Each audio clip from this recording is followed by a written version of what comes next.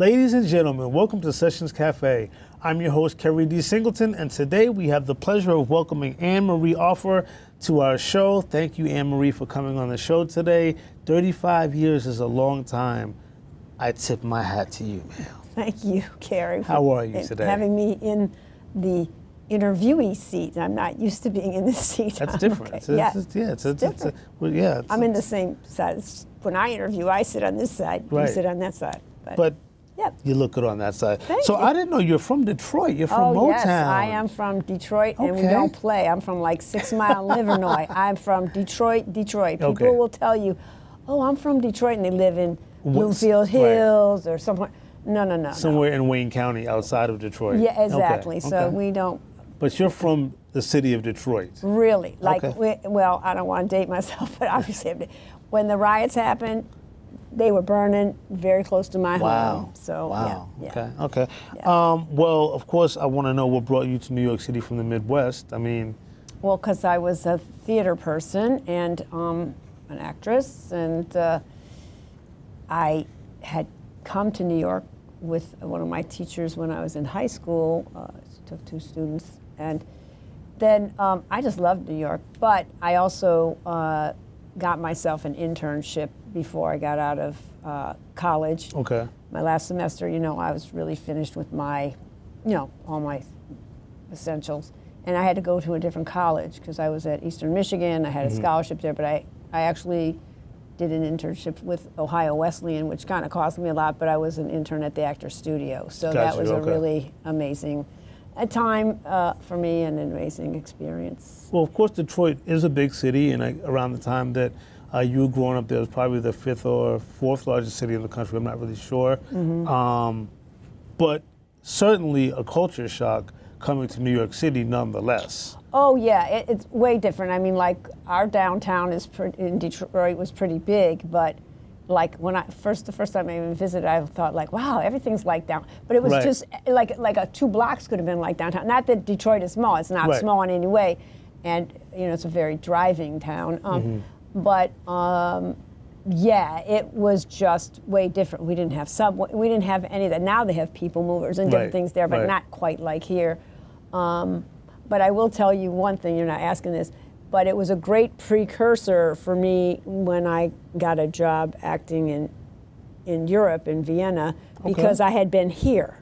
And this is much more European. Like if I had gone right from Detroit to over there, I would have been way more confused. Understood. But they had subways, there's so much European influence. Well, in Detroit too, because there's French, but it's more cosmopolitan. New York is. The way this was laid out is it was easy to start translating that into other cities in Europe, so to speak. And I did theater in Vienna and in Germany and stuff like that. So yeah. Amazing. Wow. Yeah. So you left Detroit behind. Yeah, kind of, but you can never leave it really behind. It's really if people are from Detroit, it's really in you always, and So now your talk show, Something to Offer, and I love the name because it plays on your last name, of course, is in its 35th year. Congratulations. Thank you. That is an accomplishment. The first thing I'm going to ask you, what kind of advice do you give a guy like me who's only had a television show on for about 2 years? What type of advice would you give me, or anyone else for that matter, who wants to pursue a career in television? 35 years is a long time, and I am going to ask you specific questions about the show, but right now I just want advice. I just want to absorb. Okay, first off, with you, I don't know that I would give you any advice because I really, and I'm not blowing, because when I, did my research on you and met you, you really have sort of a standard, I think, that you do your life by, and how you produce the show, even though I've never been on your set before. And you also have something that some of us don't have. I think you have a strategy and a business acumen in the way that you know where you're directing your efforts to go, so to speak, with your guests and where it goes after you've done this part. So I think you're really, you're like a pro, you know what I mean? And from all the other things, your radio, your this, and you've always worked in the field of entertainment, and you're also one of those people that's kind of like the mayor, you know. You're always, no, everybody knows you, they can count on you. When I watched that one documentary, all those talents would say like, oh, all these other people are like, oh, call me, or I'll do, and there was no follow through, but they always felt very supportive. Yeah, a segment from the film Live to Tell. Yes. My Story. Yeah. So what kind of advice would you give to other individuals that are interested in this day and age, I guess would be more of a podcast situation than a TV show, but in media in general, what advice would you give them? Yeah, I guess it's just different now, you know, it's just way different. I mean, I'm glad I started when I did, but I think whatever it is, whether it's a TV show, I mean, I wanted to do this one time, like just even once. And then I did it once, and, you know, some of my friends were like, I think you have something here. So, and I was always like, I don't know if young people, they listen to podcasts, they do all that now. I mean, I was, as a little kid, I watched talk show hosts, and I was like fascinated by it, but I didn't know I'd ever do it. I just, you know, but I guess I'm going to say you better know what your internal mission is with it, or what you want to do, because otherwise it's just whatever happens. And and I'm far more. I feel like you're similar. I'm really into being. I mean, I never used to say this about myself, but I realized I am a conduit for people to share their story. Yes, ma'am. I hold the space. Right. And that is my greatest mission in this at all.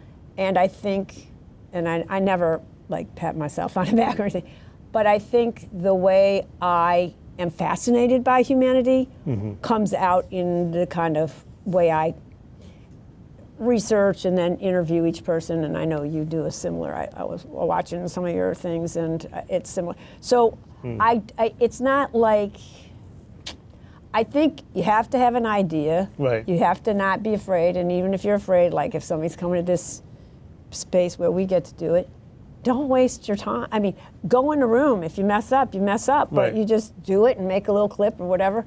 I remember, they'll remain nameless, when we moved to this new location, they asked a few of us to come in and be like do test shows, and I was with a fellow producer, and he's like, oh, you're not gonna, this is not really gonna be a show. I said, look, I don't know what they're doing in there, but I'm doing a show, and if it works out, I know they're just testing out the equipment, but if it works out, I'm having a show. Right. And I did have a show. Well, Corey was there that day. And Corey was one of our producers. Yeah. And speaking of your guests, I mean, you've had a plethora of who's who in terms of people that you've talked to. I'm just going to name a couple. Rosa Parks, Ben Vereen, former New York City Mayor Ed Koch, the Reverend Al Sharpton. I mean, those are iconic persons, historic persons. I have to ask, like, what was it like to sit down with Rosa Parks? Well, it was really amazing, and it was great.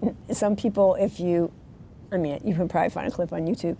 If you see me, I did that in Detroit. I went there to do that. Okay, you went to Detroit to interview to do that. her I mean, that's because my family lived there. I lived there, and I had to, get a cruise there, and I had people from another public access that helped me out. But I was in her, which is kind of like her office, but it's like a house, and it's her living room. Right. And I was sitting on a couch right next to her, just like this, and people go like, "You look like you're her best friend." I said, "Well, I sitting there, and that's the kind of rapport that and she just was amazing." What are some of the things that you talked to Miss Rosa Parks about? We talked about, in the time when she came up, and she,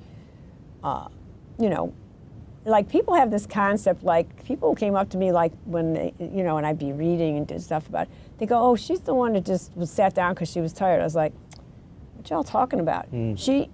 People don't, and that's what I love learning. She worked for the NAACP.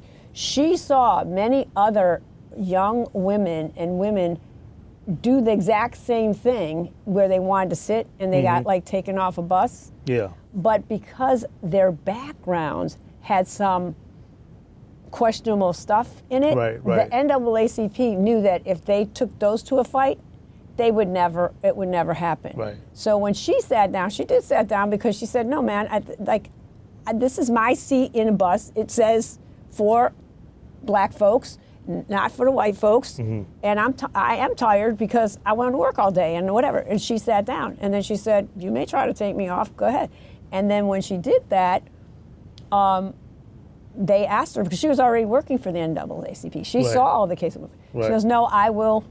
I'm going to go for this. We'll just go for this. And then eventually, you know, they moved to she and her husband moved to Detroit. I mean, that's how that, they didn't move right after that, but they did, and she, did other kind of work in Detroit. And she has a youth program that still goes on now that she said, and then she talked a lot about that, the Raymond and Rosa Parks Foundation. With former New York City Mayor Ed Koch, what kind of conversation did you have with?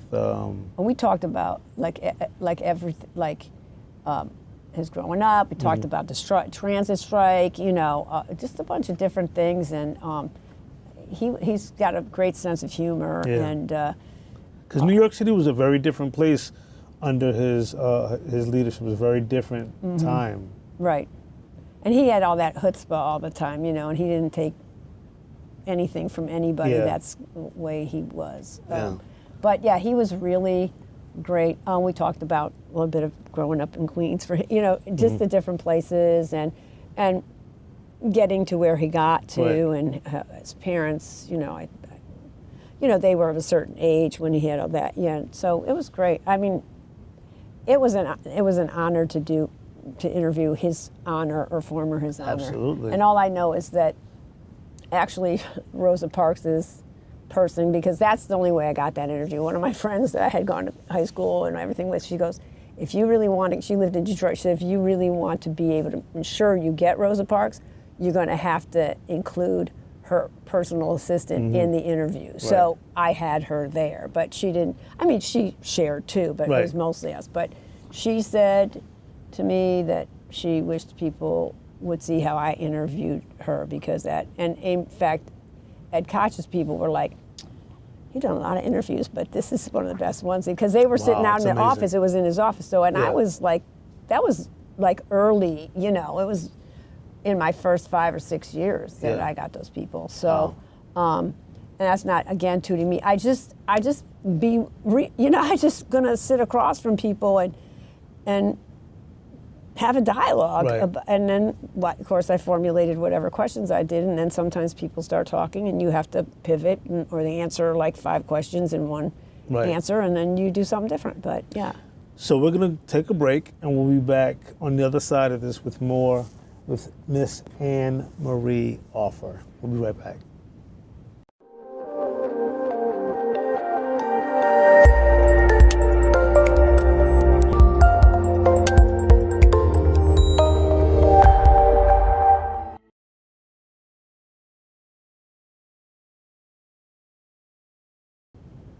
And we're back with Anne Marie Offer right here on Sessions Cafe. So what has 35 years in media taught you?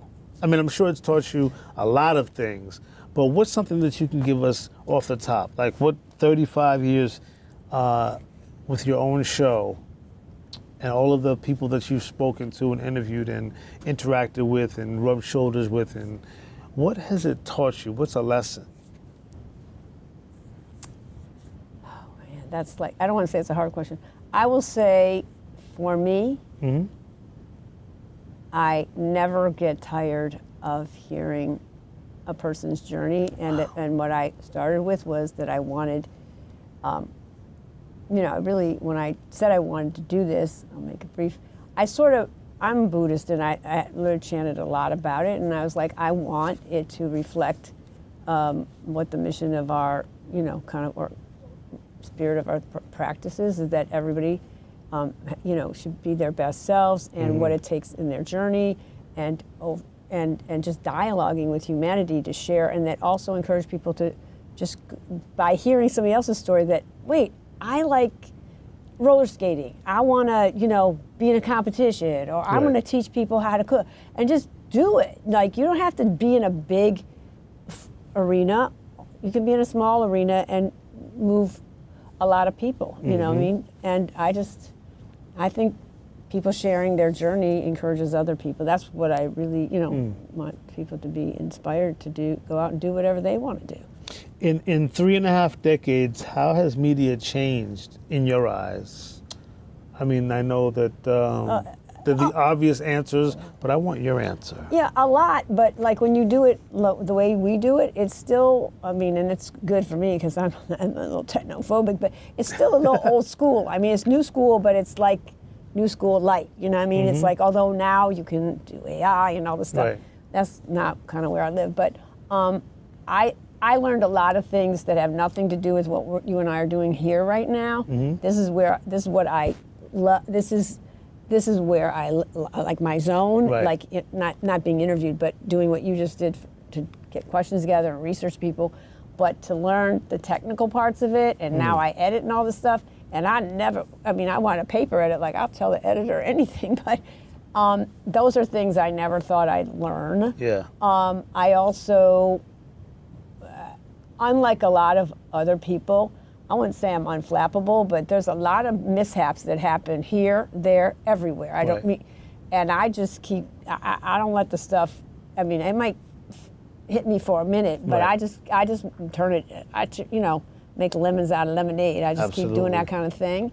And it has changed because I really believe, for me, even though it might seem hard to people, to back then write formal letters Right. or pick up the phone and talk to somebody's assistant a bunch of times and win them over, because Right. they're the ones that's going to get you to the person. Right. Because that person's not getting on the phone with you. Right. That kind of stuff, it's harder now because you got to go to like some website and then try to write them a note, or people give you their stuff, and it was hard. But I feel like it was easier to get a win. Because you're probably having more one-on-one conversations with an individual. Yeah, as you're not. opposed to, They're not just going to the website and Right. seeing this little whatever. Right. So, but yeah. Now, I know this might be difficult for you to answer, but I feel almost obligated to ask. What were some of your most memorable interviews? Well, you mentioned like, several of them already, but wow, there's just so many. Yeah, I didn't think it would be an easy question. Yeah, it's but not an easy question. Yeah. Well, Rosa Parks, Lionel Hampton, Geraldine Ferrar was amazing, and getting that was amazing. I saw her somewhere and I asked her, she goes, "You can ask me, and I will have my assistant doing being on a film with Frank Oz, directing me and writing him and having him come up to me while we were getting ready for tickets. He goes, "I got your note. Can't do anything right now, but get to my assistant. I will come on your show." Like that kind of stuff. Yeah. And he was very gracious and Yeah. generous. Gregory Jabara, who's been on Blue Bloods forever. He won a Tony, for Billy Elliot. I worked on the same film that I did with Frank Oz, and he was from Michigan, and I had read a playbill like months before, and I was like, and he and I are now, he's been on the show many times, and he and I are very close, connected, you know what I Right. mean? Like Yeah, he's yeah. in LA and here, but we keep up on each other's lives and everything. But he's just so gracious every time he comes on. Do you ever feel when you're talking to somebody professionally in terms of your career as a hostess, do you ever feel like you're almost like their therapist? I mean, like I'll say that barbers and bartenders often say that a major part of their job is listening to their customers' lives and talking to the people whose hair they cut or who serves them, their alcohol. Do you think that there's an element of maybe some therapy, maybe simply because you're giving your ear to somebody who might not otherwise have it? I think I don't think of it that way in terms of the show. I think around the show and maybe pre or post talking to them, or when you do a little bit to get them on, or when you're chatting before maybe. But I don't feel like when I'm in that seat, which when I'm in it, I sit on the side, but I believe that occurs here, but I can't say that some people haven't given me wonderful pieces of wisdom for things we were sharing, like pre or post, or a few minutes before or after, or so, and there's people, that one thing has been that many people have been my guests, have become like acquaintances and stayed friends, like the Greg Jabbar thing and a couple other people. And, you know, every once in a while you'd be like, how are you doing? Would you like to get together for and we'll do that kind of thing. So, and those parts, then maybe we lend each other ears. But in the seat, I don't think so. No, it doesn't build it. Well, some think organically sometimes we'll build that kind of connection depending on the person you're talking to. Yeah, I mean, I think I have that connection, but I don't think it, unless I'm just saying like, well, you know, that's, you know, I'm just like encouraging, whatever. I mean, there are shows that do that. Mine's different, but if we go down a direction and somebody's talking about an addiction or, you know, like maybe, but it's not, I'm not there to. Well, I know you don't plan it that way. Yeah, but I whatever organically happens is kind of how I go, you know. Now, you're also the CEO of AMO Productions.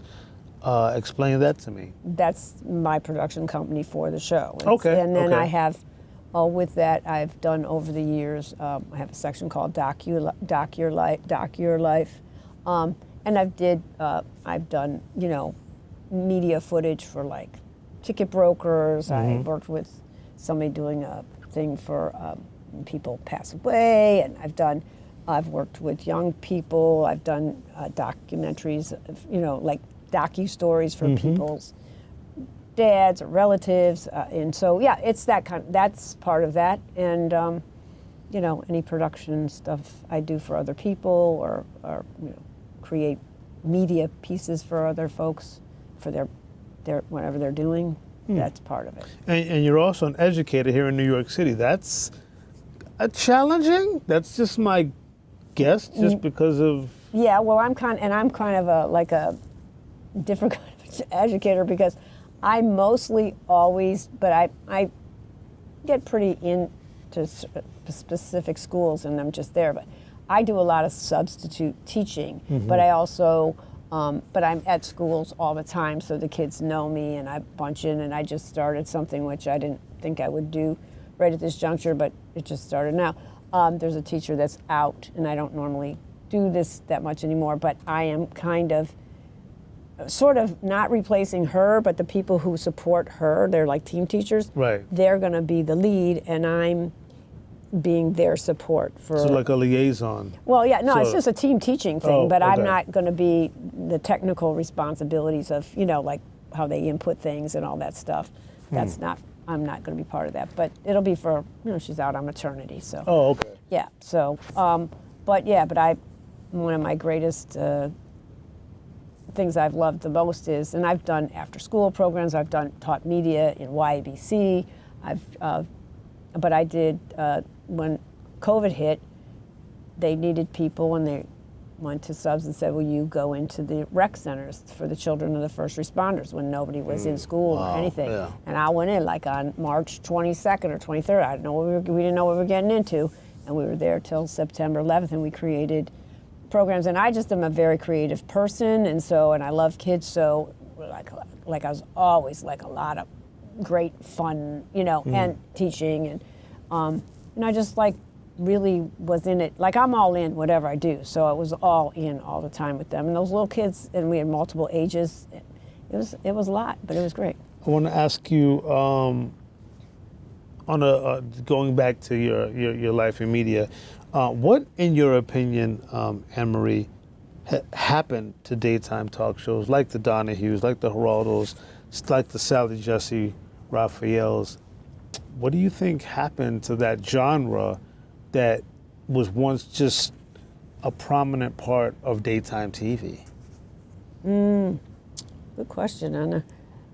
I don't want to say I didn't ever think about it. I guess if I think about those people, like, even going back, like the Dinah Shores, even, Mike Douglas, all those people, I think they really were there to chat with people and to, kind of entertain, but not in the way, like, no offense, and it's not Maury or some of these other people. That stuff is all staged. It's all staged, and it's not like, what kind of value are creating? Right.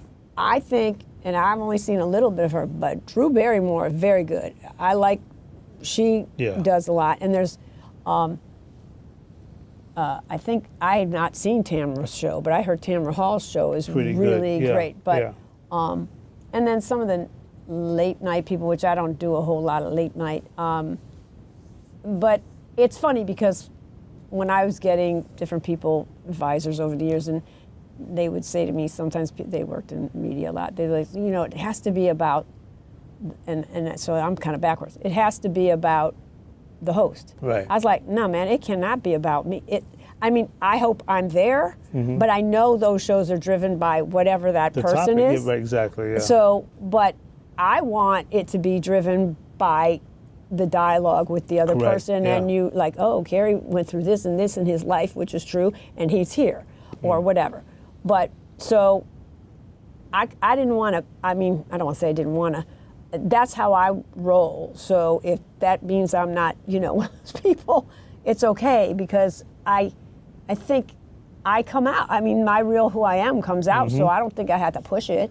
And those other ones, it really is about the host. Yeah. Yeah. I have less than a minute left before we have to go. I could talk to you forever, and you know that. But I want to know what's next. I'm told that my interview on your show, Something to Offer, was your 1,000th show. That is amazing. So in about 40 seconds, what's next for Anne-Marie Offer? I wish I knew totally, but I think I really trying to get to other levels, because I do this really well. I'm not the like getting it out, getting the show out there, yes, but marketing the business, making it be more than what our moment is right now. So that, I guess, needs to happen, but I don't know if it's me or I gotta get my peoples. But yeah, and there could be more documentaries. I don't really know. Yeah, it's hard to say. But there'll be 35 more years of your gracefulness and your professionalism and your ability to really have great conversation. I want to thank you so much. It's such an honor to have you on the show. We definitely have to get you back on. No problem. And, but thank you. And your, just your story is just so amazing. And you really do highlight people, the evolution of their lives, and that's something that's very admirable, and I really appreciate that you do that, and I think that's what we do that's very similar, because I don't all have just stars and people. I have, all kinds of people from all different walks of life, and yeah. Well, again, thank you so much for being on the show. Thank you. And we'll see you guys next week right here on Sessions Cafe.